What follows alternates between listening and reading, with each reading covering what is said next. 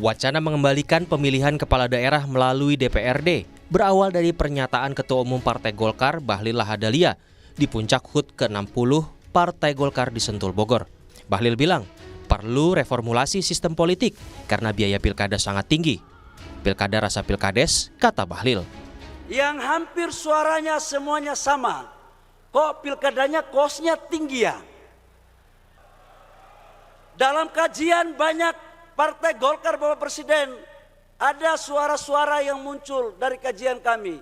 Ini pilkada rasa pilkades.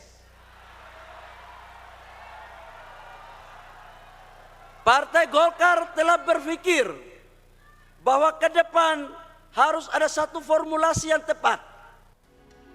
Presiden Prabowo yang berpidato usai sambutan Bahlil menimpali perbaikan sistem pilkada dengan melempar wacana kepala daerah kembali dipilih DPRD. Menurut Prabowo, dalam pilkada yang mahal, baik yang menang maupun yang kalah sama-sama lesu. Lalu, Prabowo mencontohkan sejumlah negara yang gubernur atau bupatinya dipilih DPRD. Menurut saya, kita harus perbaiki sistem kita. Dan kita tidak boleh malu untuk mengakui bahwa kemungkinan sistem ini terlalu mahal. Saya lihat negara-negara kita, tetangga kita efisien. Ya, Malaysia, Singapura, India.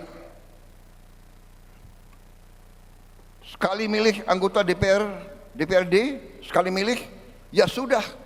DPRD itulah yang milih gubernur, milih bupati.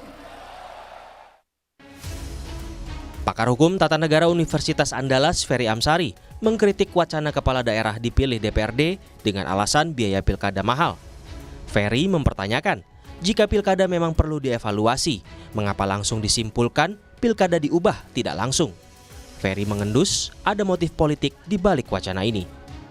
Pernyataan presiden itu kalau tidak ingin dikatakan punya banyak masalah pemahaman, atau memang beliau memang punya kepentingan politik untuk mengarahkan kita terhadap apa yang dikatakan. Soal biaya yang mahal sebagai alasan, menurut saya itu juga alasan dan argumentasi yang bermasalah. Karena sebenarnya kita paham semua upaya memindahkan konsep pemilihan menjadi tidak langsung lebih daripada upaya konsolidasi yang lebih mudah memenangkan berbagai pertarungan. Jadi, elit yang berkuasa saat ini sedang merencanakan mau menguasai banyak hal termasuk dalam proses pemilihan kepala daerah, dan bagi saya tidak tepat. Pilkada langsung sudah digelar sejak tahun 2005. Dalam perjalanan, sempat terbit aturan untuk mengembalikan pilkada melalui DPRD di masa Presiden SBY. Namun, mendapat penolakan luas, sehingga dikembalikan lagi pada pemilihan langsung di masa Presiden Jokowi. Tim Liputan, Kompas TV.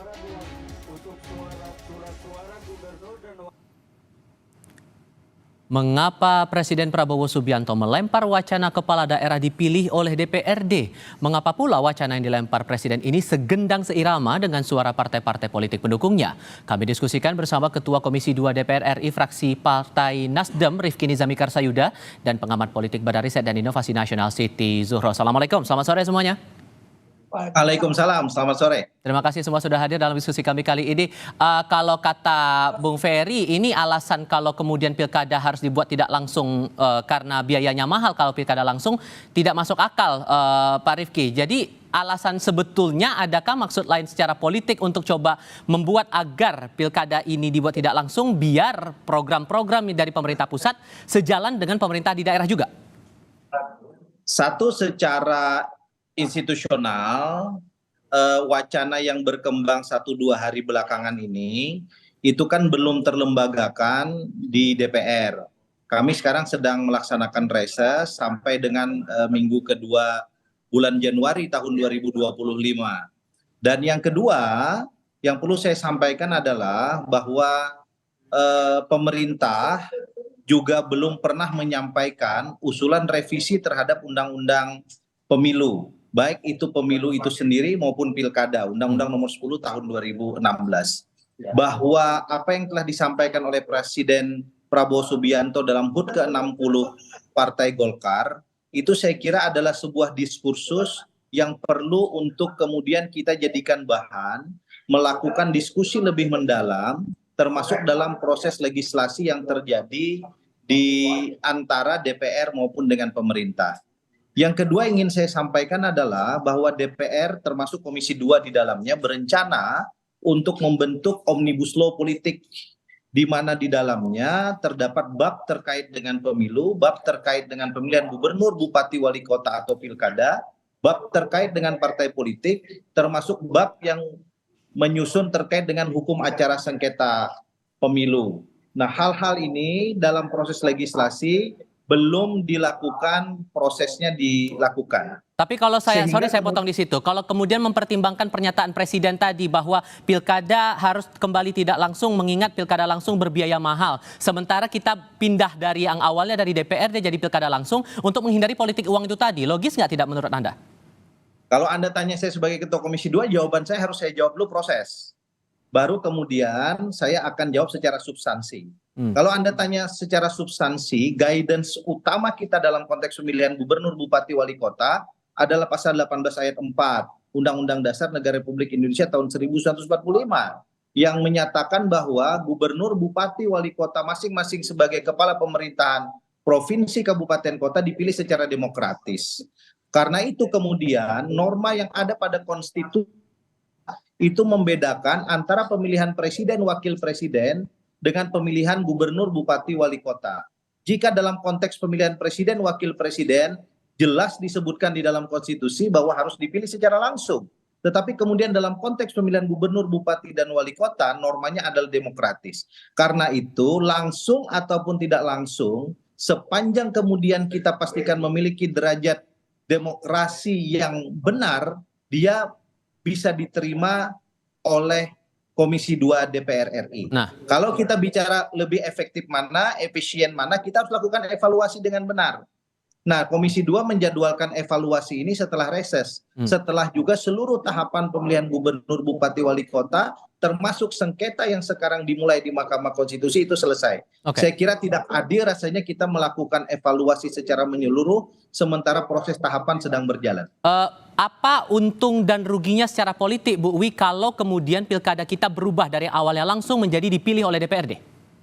Ya, ini kan fokus pada mekanisme ya. Yang kita sedang persoalkan, pertanyakan itu adalah mekanisme. Apakah mekanisme langsung, artinya demokrasi partisipatoris itu oke? Apa kekuatan, kelebihan, dan dampak dari langsung? Nah, ini pertama. Yang kedua, kita sudah pernah juga melakukan pilkada pemilihan kepala daerah melalui DPRD gitu ya. Nah, ini juga harus dikaji apa kelebihan, kekurangan, dan dampaknya. Demikian juga kalau ditunjuk seperti penjabat kemarin ini ya, gitu. Itu juga tiga-tiganya menurut saya sudah kita lakukan semua, sudah pernah kita lakukan. Di era Orde Baru ditunjuk gitu ya. Lalu ada transisi yang lalu itu sebelum sampai pilkada langsung itu adalah melalui DPRD gitu kan. Meskipun tidak terlalu lama, lalu dipilih secara langsung segera setelah Pilpres tahun 2024. Kalau saya menyarankan adalah karena sudah sebetulnya Kemendagri ini sudah memulai sejak tahun 2020 mengevaluasi ini dengan mengundang seluruh gitu ya elemen yang ada, baik itu LSM, kampus, para cerdik cendekia gitu, intelektual, peneliti dan sebagainya, itu sudah dilakukan semacam FGD itu sejak tahun 2020 sebetulnya. Maka pastinya sudah mengerucut tentang mekanisme yang tiga hal tadi itu, opsi-opsi yang sudah pernah kita lakukan gitu.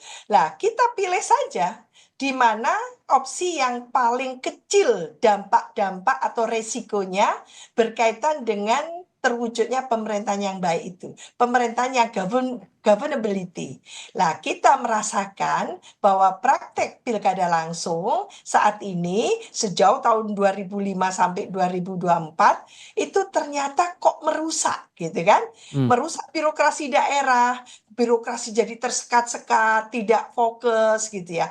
Lalu juga adalah tentang modal sosial kita, kearifan juga lokal apa istilahnya itu kearifan lokal kita gitu ya. Lalu budaya lokal kita pada mendapatkan dampak-dampak yang kurang positif dengan praktek-praktek pilkada langsung yang hanya menghitung jumlah suara. Jadi kita sudah begitu gitu ya, seolah-olah tidak memperhatikan lagi, tidak mempertimbangkan lagi nilai-nilai budaya mulia kita yang kita miliki, bahkan tidak mengacu lagi kompetisi kontestasi ke Pancasila kita, nilai-nilainya seperti itu. Yang ada adalah dimarakkan vote buying, adanya distorsi, pelanggaran dan sebagainya.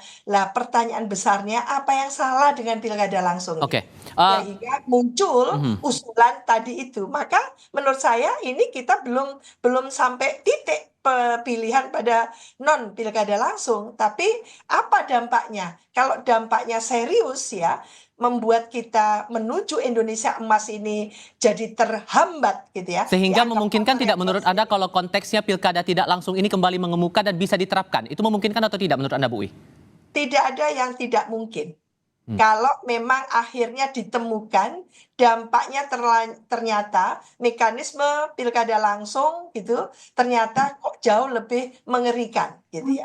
Karena bukan demokrasi lokal yang substantif yang kita wujudkan, tapi sebaliknya prosedural. Tapi kan hak warga untuk memilih dan dipilih jadi hilang dong kalau begitu. Hilang dari semangat demokrasi kita selama ini dijaga. Iya, kelemahannya tidak partisipatif. Kelemahannya masyarakat tidak memilih langsung gitu ya. Ada beberapa kelemahan-kelemahan.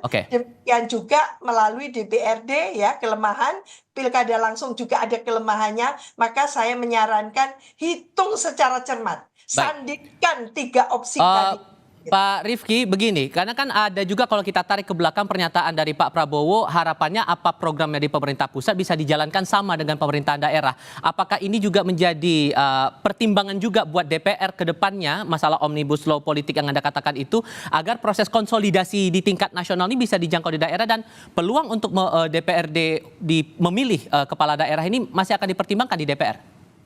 2 hal. Satu, apa yang Anda sebutkan tadi, bahwa kepemimpinan di tingkat provinsi, kabupaten, kota itu sedapat mungkin senafas dengan kepentingan nasional.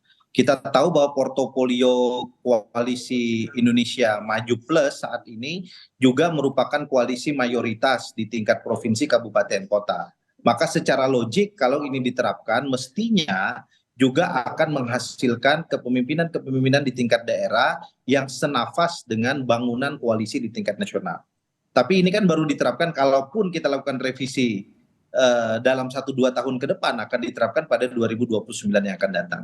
Yang kedua yang saya kira juga harus kita buka diskursusnya, pola pemilihan kepala daerah itu mau tidak mau akan mengutak-atik titik otonomi daerah kita.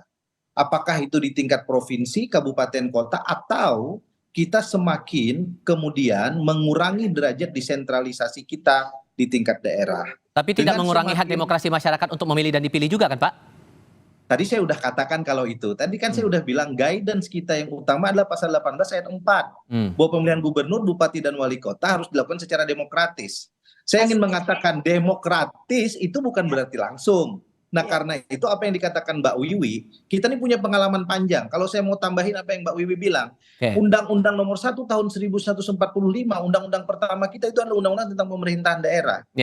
Konteks penunjukan yang dilakukan oleh Presiden Soekarno kepada seluruh gubernur, 8 gubernur pada saat itu ditunjuk murni pada saat itu. Kemudian masuk di dalam undang-undang otonomi, undang-undang pemerintahan daerah.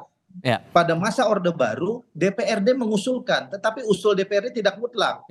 Pusat yang menentukan salah satunya. Masuk Undang-Undang 2299, otonomi kita pertama kali, itu murni DPRD. Lalu kemudian kita beralih menjadi pemilihan langsung. Sehingga seluruh model yang sekarang kita bicarakan, itu sebetulnya sudah pernah kita praktekkan. Nah tinggal kita mau memilih mana satu. Yang kedua, kekurangan-kekurangan dari seluruh model yang pernah kita praktekkan dalam sistem ketatanegaraan dan hubungan pusat dan daerah ini, itu kita perbaiki ke depan. Masih akan dievaluasi. Itu yang akan lebih fokus pada evaluasi dan perbaikan ke depan, apapun pilihan politik yang itu akan dievaluasi lebih lanjut lagi oleh DPR RI. Sorry, saya harus potong dulu Bu Wi. Mohon maaf Ibu, kita terpaksa harus sudahi dulu, mungkin kita akan lanjutkan lagi. Tentang wakil kepala daerah ini juga tidak boleh paket kalau kita taat pada konstitusi. Ya. Tidak ada anjuran Pak memaketkan itu. Oke. Ya. Kita mungkin akan lanjutkan di sesi berikutnya. Pak Rifki dan Bu Wi, terima kasih banyak untuk saat ini sudah mau berbicara bersama kami hari ini. Sehat selalu semuanya. Selamat sore.